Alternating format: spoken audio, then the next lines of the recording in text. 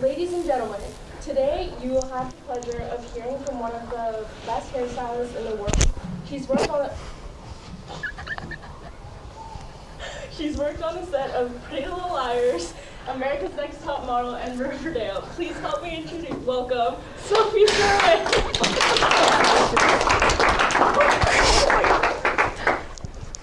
Oh my.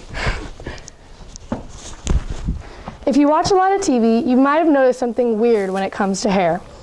I want you to sit back and think of your favorite TV show. Think of your favorite female character. What does her hair look like? If you have an idea of this in your brain, then you would be correct, because this is the most common hairstyle used in Hollywood today. Now you might be wondering, what's so special about this hairstyle? It just looks like curled hair.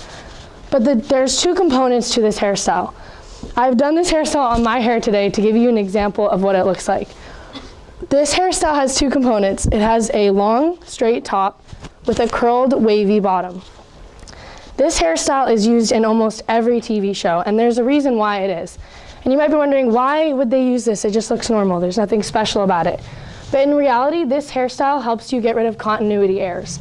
When filming TV shows or movies, there are scene changes and scene cuts. And sometimes when the hair is not done properly, you can tell when a hair is out of place in the next shot. This hairstyle, since it has so much movement in it by design, helps get rid of that issue because it has a lot of movement in the curls and you can't tell when a different hair is out of piece from shot to shot.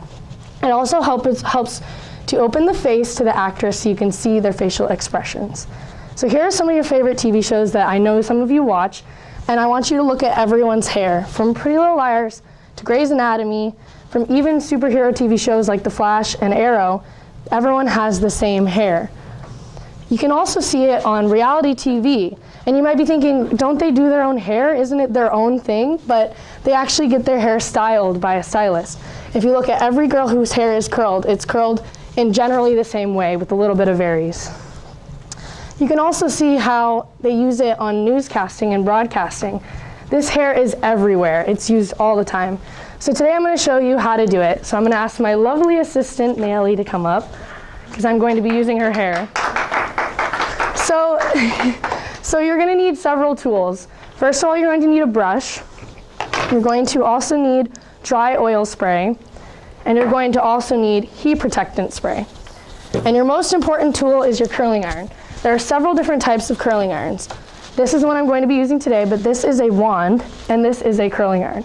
The difference between a wand and a curling iron is a curling iron has a clip to hold your hair and it'll give you more of a ringlet curl.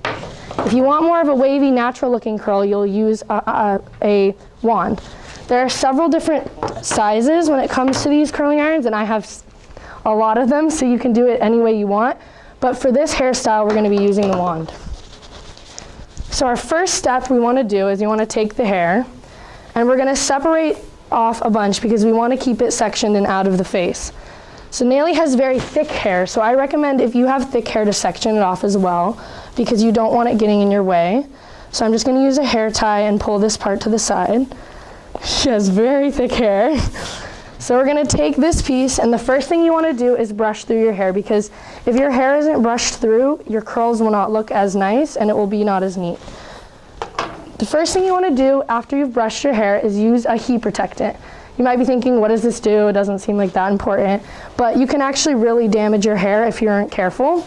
So you want to add your heat protectant. You only need about 2 sprays, and then you're just going to brush it to evenly distribute the product. Now you can start curling because you have your heat protectant in place. So what I like to do is I like to start at the front of the hair, and this is how you're going to achieve these curls. You do not want to go in front of the hair because this will cause the hair to curl in towards her face and get in her way. So you want to curl away from her face. So you're going to take your curling iron and you're going to place it behind your hair, and you're going to pull it down slightly to get the lower effect, and you're going to wrap it around the iron. You want to make sure you have gaps in between the spaces of the hair or your hair will be too tight. So once you pull it out, it's going to look something like this. You can kind of hold it up so it cools down, and it should look like this. It's a nice curl. So you're going to continue to do this in the same way, making sure you have space and holding it for about 5 to 6 seconds, maybe even less if you want it looser. And you can always go back in if your hair is too tight. the curls are too tight, you can always change it. So this is what it should look like. And once you're done, we're gonna add our last part, which would be our dry oil spray. And this is really important. When you're using your dry oil spray, stay away from the scalp because your scalp produces excess oil and you don't need any more in your scalp. So I'm gonna take the curls and I'm gonna spray away from her scalp and brush through. And then it should look very natural and healthy. I hope you learned a lot and I hope you can recreate these hairstyles at home so you too can look like your favorite Hollywood actress.